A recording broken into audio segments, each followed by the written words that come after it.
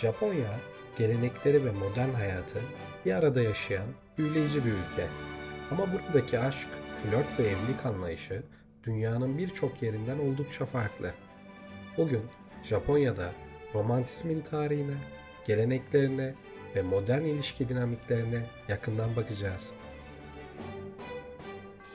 Japonya'da yüzyıllar boyunca evlilikler bireysel aşk yerine ailelerin anlaşmalarıyla düzenlenirdi. Omae adı verilen geleneksel, görücü usulü evlilikler özellikle samuray döneminde yaygındı.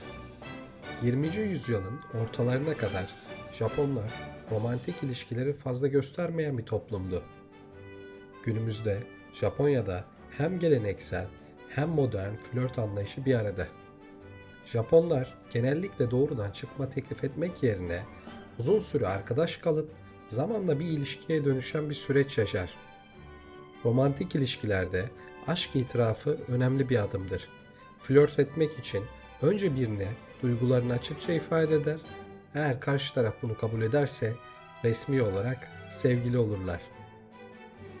Japonya'da tanışma uygulamaları oldukça popülerdir. Ancak batıdaki gibi sadece buluşma amaçlı değil, ciddi ilişkiler için kullanılır. Ayrıca sanal sevgililik, aşk simülasyon oyunları ve sevgili kiralama hizmetleri oldukça yaygındır.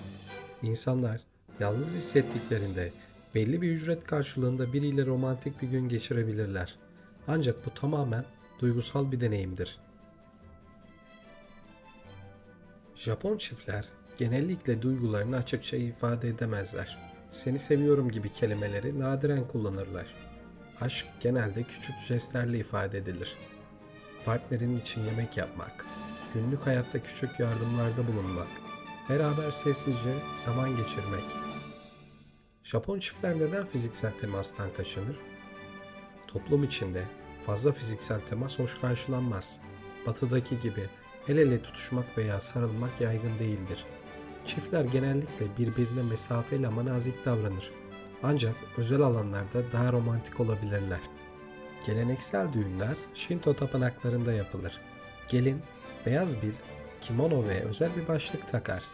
Düğün törenlerinde Sansankudo adlı bir ritüel vardır. Çift kutsal sake içerek birbirlerine bağlılıklarını ifade ederler. Bugün birçok Japon çifti batı tarzı düğünler yapmayı tercih ediyor. Özellikle beyaz gelinlik ve klasik düğün salonları oldukça popüler. Japonya'da kadınların evlendikten sonra genellikle işten ayrılması beklense de bu durum giderek değişiyor. Japonya'da doğum oranları hızla düşüyor. Çünkü birçok genç artık evliliği bir zorunluluk olarak görmüyor. Ekonomik belirsizlikler ve yoğun çalışma saatleri birçok insanın ilişkilerden ve evlilikten kaçınmasına neden oluyor. Japon hükümeti doğum oranlarını arttırmak için sürekli çeşitli teşvikler sunmaya başladı. Japon çiftler genellikle kavga etmek yerine sessizce yollarını ayırır. Bir ilişkide sorunlar ortaya çıktığında batıdaki gibi büyük tartışmalar yaşanmaz. Bunun yerine taraflardan biri mesafeli davranarak ilişkiyi yavaşça bitirir. Japonya'da boşanma oranı 1970'lerden itibaren artış gösterdi. Boşanmaların en yaygın nedenleri iletişim eksikliği, çalışma saatleri nedeniyle çiftlerin birlikte vakit geçirememesi, kadınların ev içinde baskı hissetmesi, boşanmalardan sonra çoğu zaman çocuklar annenin velayetinde kalır ve babalarıyla görüşmeleri sınırlıdır. Japonya'da 14 Şubat'ta kadınlar erkeklere çikolata verir. Farklı çikolata türleri vardır. Gerçek aşk çikolatası sevgiliye veya eşe verilir. Zorunluluk çikolatası iş arkadaşlarına ve tanıdıklara verilir. 14 Mart'ta erkekler kendilerine çikolata veren kadınlara geri hediye verir. Kural olarak erkeklerin hediyesinin aldıklarından 3 kat daha değerli olması beklenir. Japonya'da Noel romantik bir gündür. Batıdaki gibi aileyle değil, sevgiliyle geçirilir. Çiftler için lüks restoranlarda yemek yemek ve hediyeler almak yaygındır. Japonya'da çoğu insan İngilizceyi akıcı bir şekilde konuşamaz. Bu yüzden temel Japonca bilmek ilişkinizde büyük avantaj sağlar. Japonlar Doğrudan konuşmak yerine dolaylı ifadeleri tercih ederler. Bir evet bazen gerçekten evet olmayabilir. Bu yüzden jestleri ve beden dilini iyi anlamak gerekir. Batıdaki gibi açık çıkma teklif etmek yerine Japonlar uzun süre arkadaş olup zamanla ilişkiye geçmeyi tercih ederler.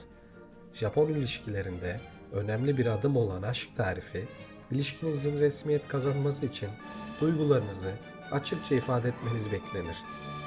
Japon kültüründe fiziksel temas ve aşırı duygusal ifadeler fazla yaygın değildir.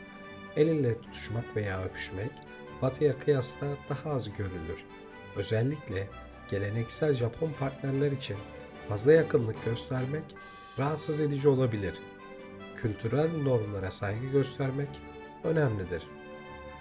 Japonya'da aileler hala evlilik ve ilişkiler konusunda etkili olabilir. Ciddi bir ilişkiye girerken partnerinizin ailesiyle tanışmanız gerekebilir. Yabancı biriyle ilişki yaşamak bazı Japonlar için toplum baskısı yaratabilir. Bu yüzden bazı Japonlar yabancı biriyle uzun vadeli bir ilişkiye başlamadan önce 2 kez düşünür. Japon kültüründe hızlı ve yoğun ilişkiler nadirdir. Sabırlı olmak ve ilişkiyi doğal akışında ilerletmek en iyi yaklaşımdır.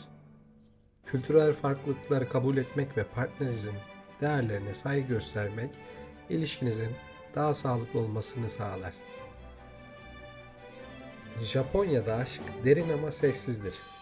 Gelenekler ve modern hayat arasında şekillenen bu ilişkiler dünyanın en benzersiz romantizm anlayışlarından birini oluşturuyor. Peki siz Japon flört kültürü hakkında ne düşünüyorsunuz? Yorumlarda tartışalım. Kanalıma abone olun.